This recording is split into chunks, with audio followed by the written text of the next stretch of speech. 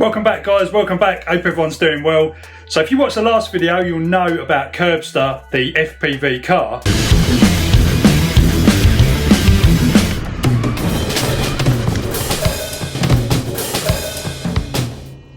So here he is. He's basically a Traxxas Summit 1/8 scale truck, 4-wheel drive, super powerful, you know, can probably go over most obstacles that he's going to come across along his way. And he has got a lot of technology on board, so let's dive in. So in his first video, I was using the standard radio setup. So this is the standard radio setup that comes with the car.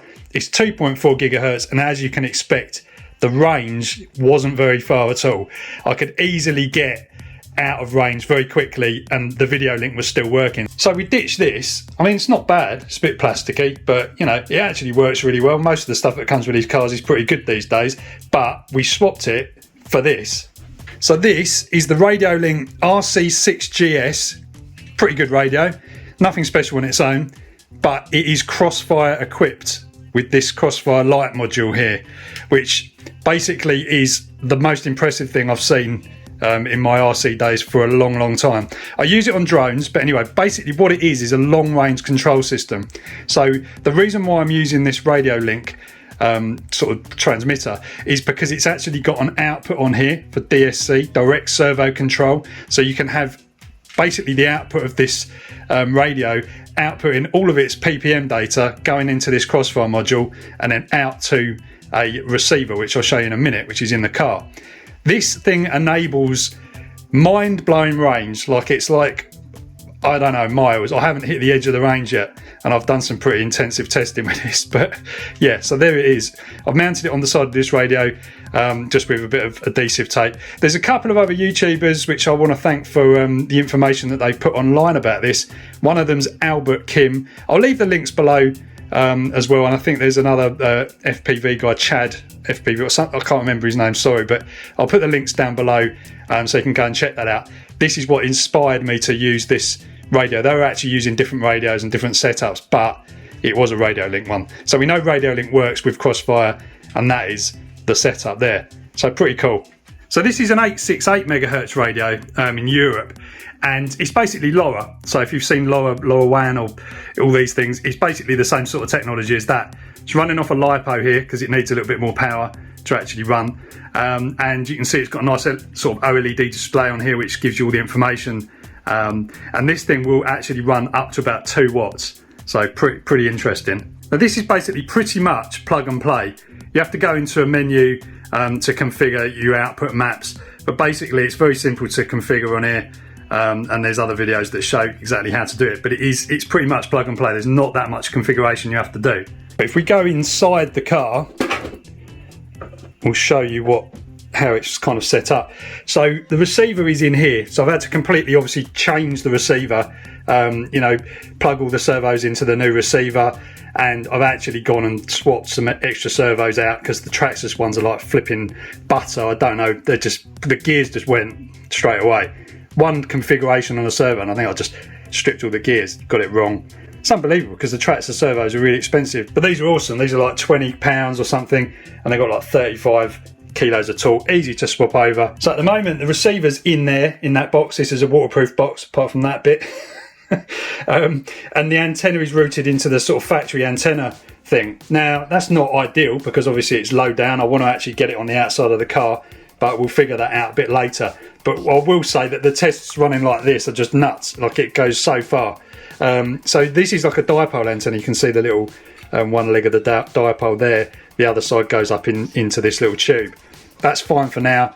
I don't think we're going to be pushing the range further than that is going to allow at this moment. So all the batteries, everything's standard. These are Traxxas LiPos in here. So nothing, you know, it's not brushless or anything. I don't really need speed. This is fast enough on FPV for the moment.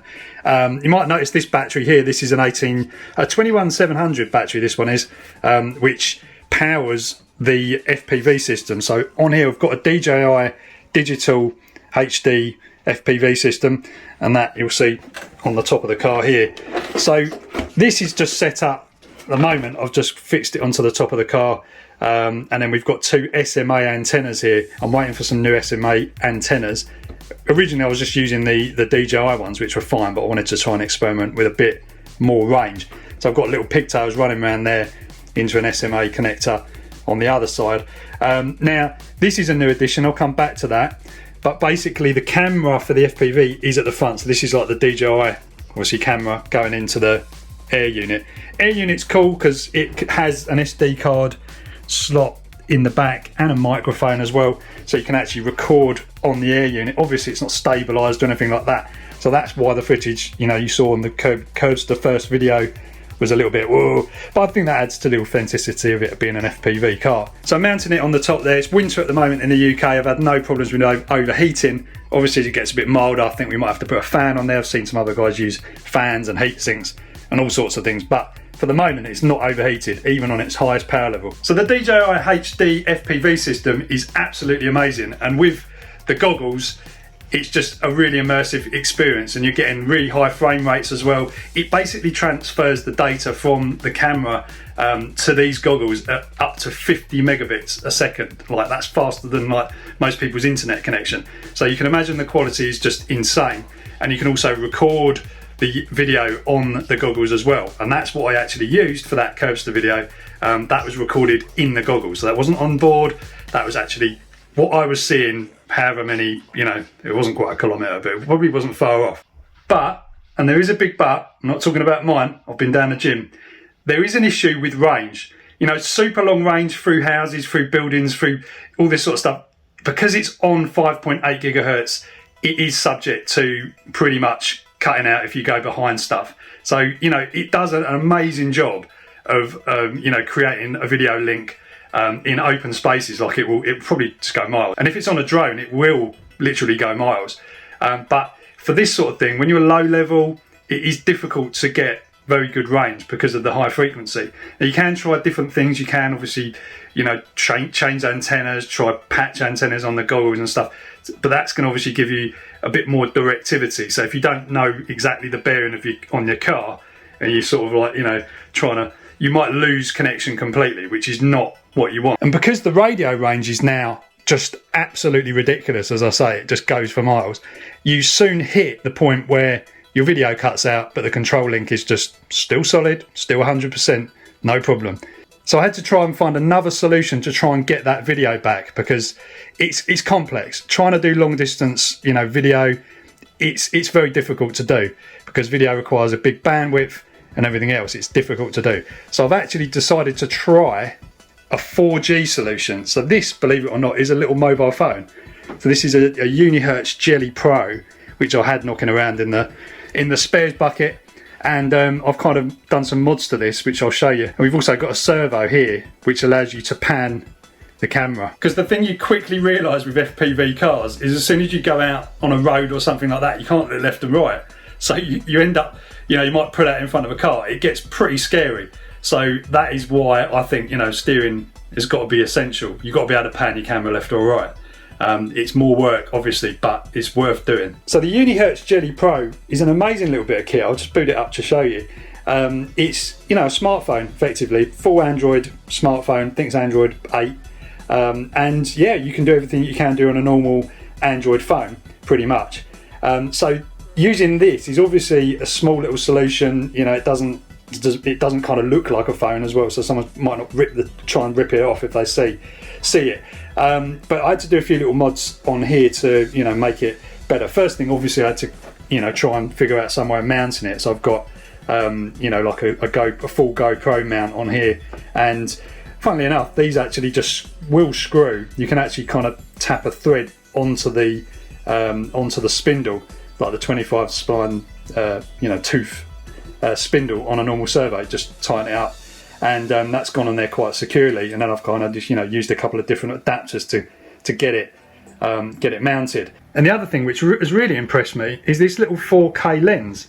So this is like a mobile phone sort of lens. You know, you've seen the things where they have a little pincer clip that goes over the top of the lens, and it allows you to chop and change lenses and stuff like that. Now this is actually metal, and this is a wide angle lens. So this is allowing you to The standard camera is 8 megapixel on this thing, so you know it's kind of okay for this sort of purpose, but the field of view is pretty rubbish. So you know, obviously I had to, you know, modify that and put this wide angle lens on here, and I've just sort of sabotaged the bracket that came with the lenses and just stuck it on there with kind of outdoor very high power Gorilla Tape or whatever it is. I swear by that stuff, it's really good.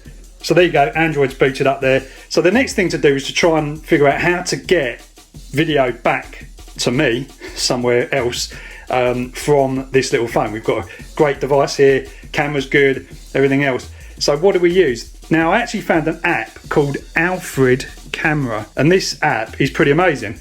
It's kind of free, but I say kind of free because you've got to effectively, you know, pay if you want to upgrade things, and it's worth doing because it's not that expensive.